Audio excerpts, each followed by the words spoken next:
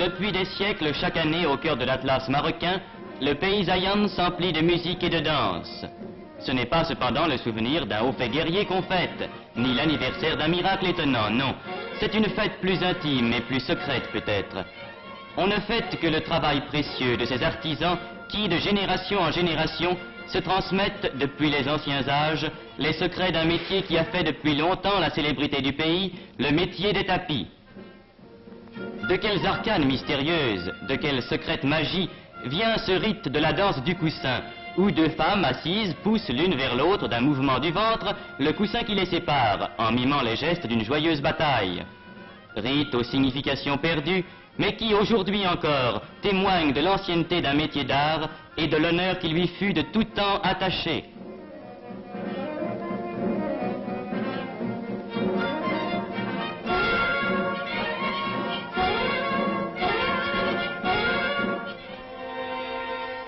Il était normal que le Maroc, avec ses immenses troupeaux de moutons, avec son peuple de pasteurs errant de pâturage en pâturage au milieu de leurs bêtes, trouvât dans l'utilisation de la laine l'objet à la fois d'une industrie et d'un art personnel.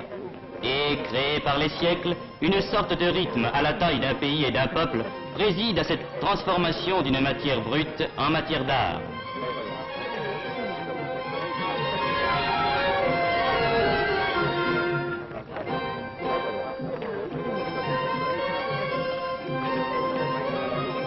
Des hauts plateaux, où au début de la saison chaude, les bergers tondent leurs troupeaux, la laine brute se répand sur les marchés des provinces, d'où elle prendra le plus souvent le chemin de la côte. Car au Maroc, l'eau de mer est aussi chargée de dégraisser, de dessuinter la laine brute, ce qui permet de découvrir ces spectacles pittoresques des laveuses de laine, opérant dans les bassins naturels des rochers de la côte, entre ciel et mer.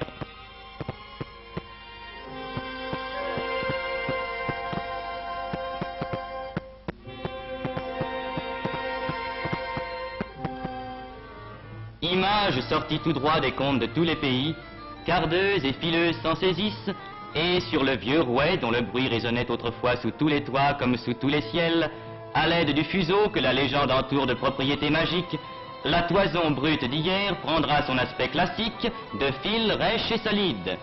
Les siècles ici n'ont rien ôté au tableau classique de la fileuse. Fileuse d'ici, fileuse d'ailleurs, comme elle est mystérieuse votre ressemblance. Pas d'usine non plus pour la teinture des écheveaux. Le teinturier, fort lui aussi des traditions ancestrales, et à l'aide des mêmes produits, végétaux pour la plupart, opère dans son échoppe, triant ses couleurs, les broyant à la main, selon les antiques formules, préparant ses cuves de garance et d'indigo à la façon dont ses pères, voici des générations, préparaient les leurs. De ces cuves sortiront les laines aux couleurs rutilantes, dont l'éclat s'assombrira avec les années, mais dont le teint ne passera jamais.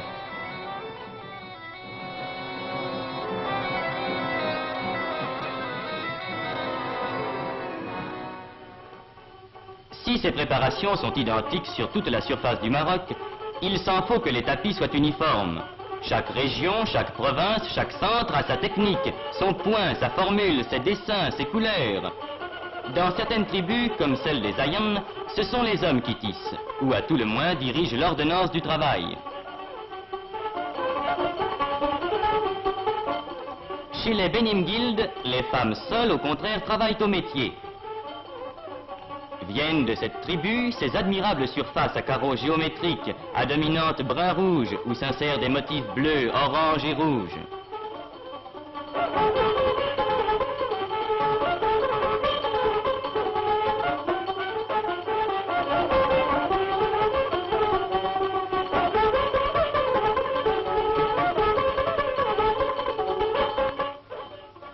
Chez les Benim Tir, pourtant voisins, le dessin est différent.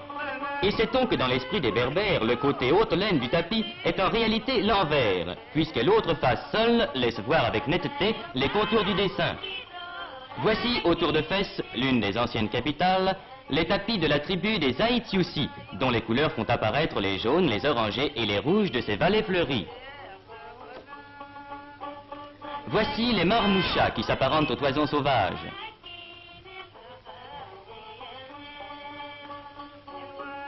Voici les Aït al-Ham, aux larges oppositions noires et blanches.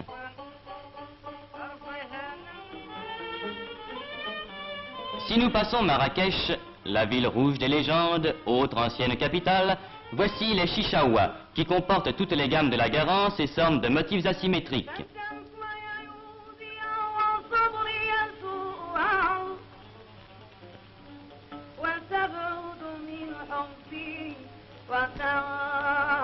Poussons vers le sud, où, dans les gorges de l'Atlas, les femmes puisent l'eau des Ouèdes avec le geste éternel des canéphores, à l'ombre de ces extraordinaires châteaux forts qui caractérisent si magnifiquement le passé de gloire et de sang des tribus du Sud. Voici les tapis des Aït Ouaouzguit, où chaque dessin est peut-être un symbole naturel ou magique.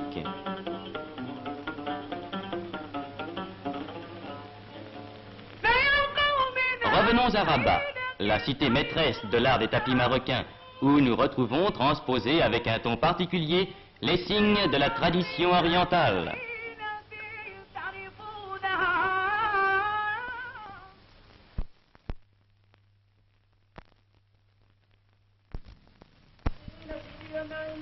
Tous ces tapis, on les trouvera tout frémissants de leurs couleurs neuves, chatoyants et chauds, à leur sortie du métier sur un de ces marchés qui se tiennent régulièrement dans les bourgs de province et les capitales de tribus.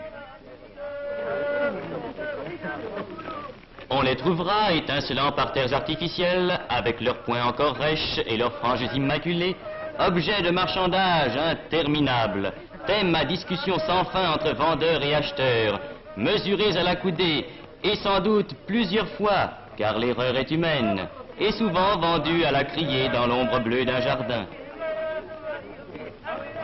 C'est pour préserver à la fois cet art autochtone et cet artisanat local que la France a créé à Rabat et logé dans le cadre inoubliable de la Casbah des Oudayas ce service spécial qui, après avoir créé les archives du tapis marocain et réuni une immense documentation d'après les œuvres du passé, encourage et dirige dans le sens traditionnel, en leur prêtant dessins et maquettes, les efforts des artisans d'aujourd'hui.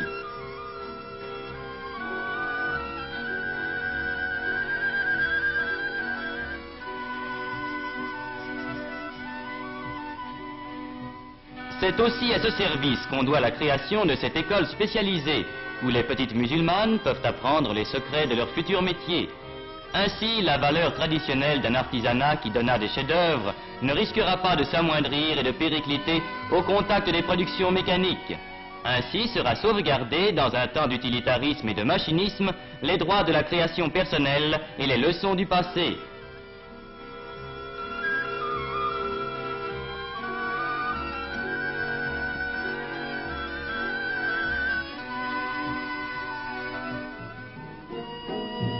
C'est dans ce sens de sauvegarde de la qualité qu'a été créé encore l'estampillage après contrôle, protection pour l'artisan et garantie pour l'amateur.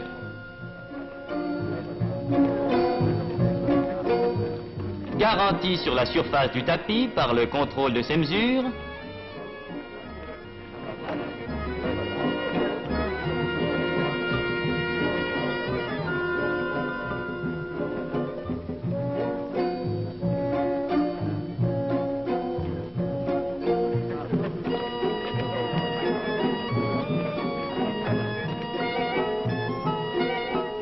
Garantie sur la densité du travail par le contrôle du nombre des points au décimètre carré.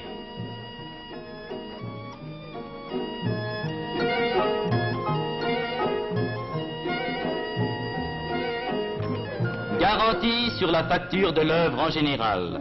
Ce plomb et ce sceau à l'étoile chérifienne seront garants que le tapis est bien une œuvre d'artisan, un travail d'homme ami de son métier, la continuité d'une tradition vivante et noble.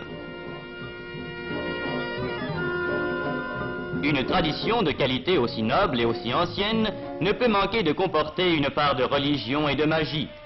Ainsi, par exemple, à Rabat, la fabrication des tapis s'accompagne de rites précis et compliqués.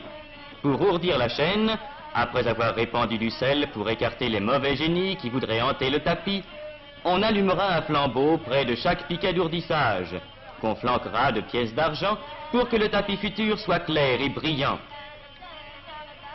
Et lentement s'établira la chaîne au pas égal de la porteuse de fil, au geste égal de l'ourdisseuse, selon le rythme calme des incantations.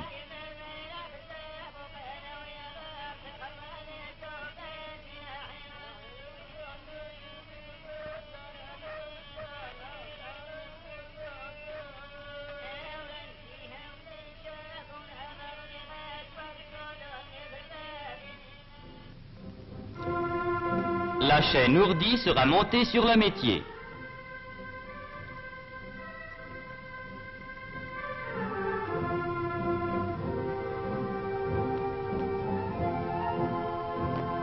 Fixée par des ligatures compliquées à une solide traverse, elle prendra place après avoir été parfaitement démêlée et égalisée à grands coups de baguette sur le métier qu'elle ne quittera plus jusqu'à l'achèvement du tapis, c'est-à-dire souvent pendant de longs mois et même parfois des années. Car le travail exquis qu'on admire est l'œuvre de cette longue patience qui est dans l'art du tapis l'une des marques du génie artisanal.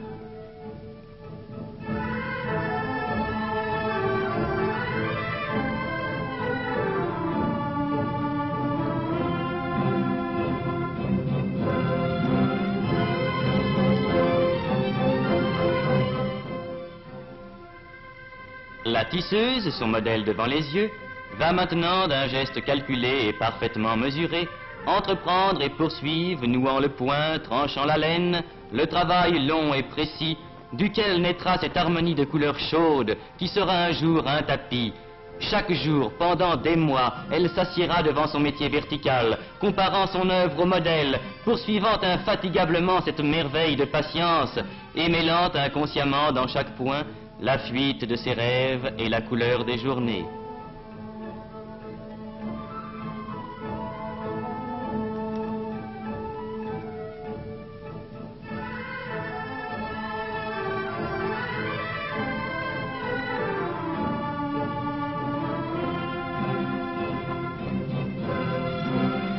À chaque ligne, elle s'arrêtera un instant, tassera l'ouvrage avec le peigne de fer, lancera un mot et reprendra patiemment son travail coloré.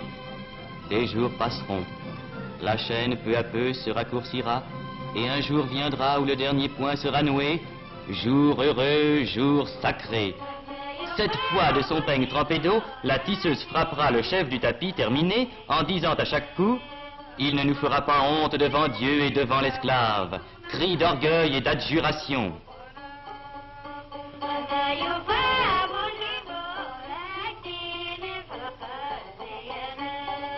Ce n'est pas tout.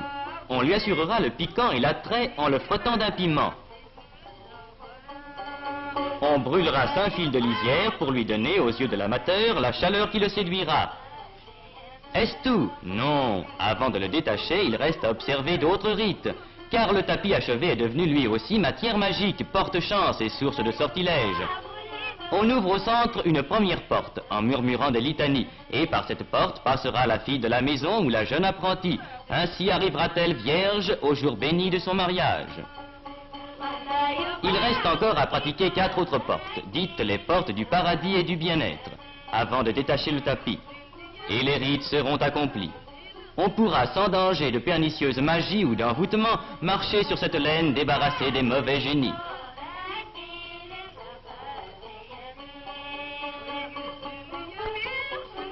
À chaque métier sa noblesse.